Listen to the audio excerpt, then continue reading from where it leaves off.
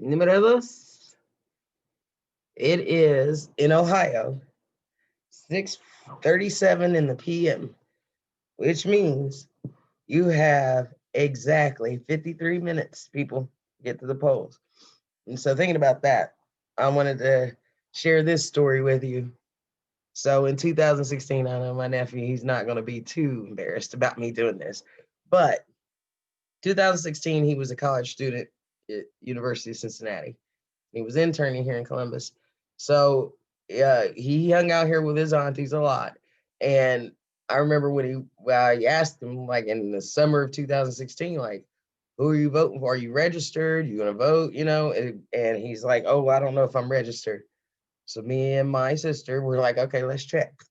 While he was here, and he wasn't. And so, or he was, but he was registered in our hometown. He hadn't registered in Cincinnati. So we're like, okay, do you want to update it? And he's like, no, no, no, I'll be home that weekend anyway. So yeah, and so again, just assumed he was going to do it.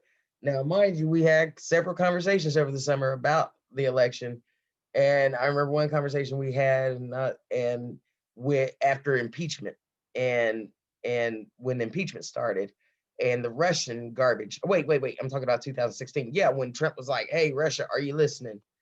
And I started to tell him about why that matters and why that's real crazy and that we shouldn't vote for somebody like that. He's like, see, this stuff is so scary and it always seems to work itself out. No, like I told him, no, it doesn't.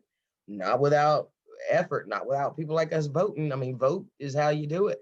And so he said he was going to vote. And then on election day, me and my niece and my sister, we posted our pictures and, we voted. So we texted him, hey, how'd it go? And he's like, this was his first time voting. He's supposed to be. First time he was eligible. He's like, oh, I didn't go home. I totally forgot. And I'm like, okay. So you totally forgot. And hang on a second. Oh, wait, let me pause this real quick. And so obviously things don't just seem to work themselves out, and they don't. And so in 2016, when Trump got elected, he didn't think it was that big of a deal. Now, I also have one of my dearest, closest friends, and I love her to death. And we've been friends since middle school.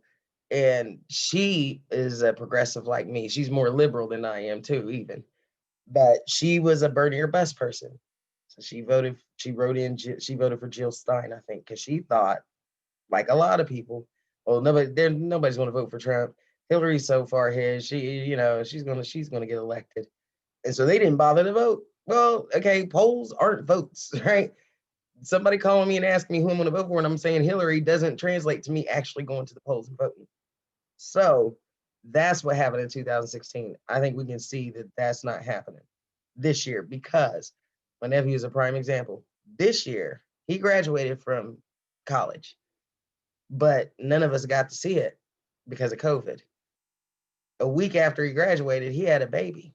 None of us got to meet him for 3 months because of COVID, right? Instead of being a college kid thinking, no, these are things that I don't have to, what's happening in the NBA? He's a basketball nut like I am. But that's like the only news he watched, I say, in the past tense. Now that he's a father, now that his internship, that job he had with an Asian company, put that job on hold because of this trade war. And now all this stuff is starting to have real world consequences for him. Yeah, he became a Columbusite, in August. And 2 weeks after he moved into his new place, he texted my sister and me his voter registration. Yeah, I'm a voter here in Columbus. And he was on it. He voted before we did and waited in line before he went to work. Got there at 6:30 in the morning before the polls opened. This is important, babies. Don't regret it. Don't think tomorrow, damn.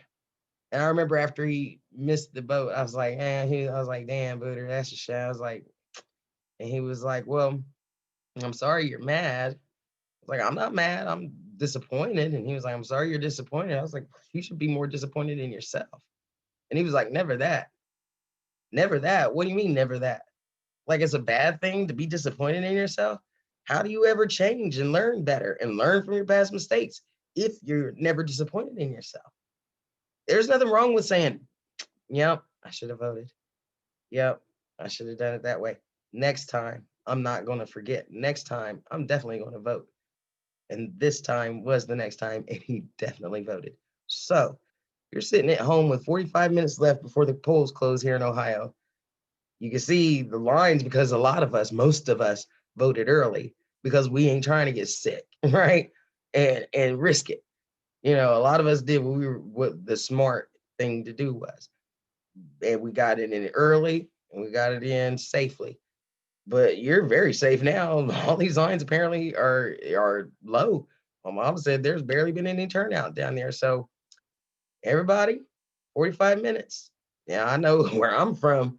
It don't take nothing but 5 minutes to get anywhere in town. So you got plenty of time. Get in line and get your vote cast. Okay. Thank you.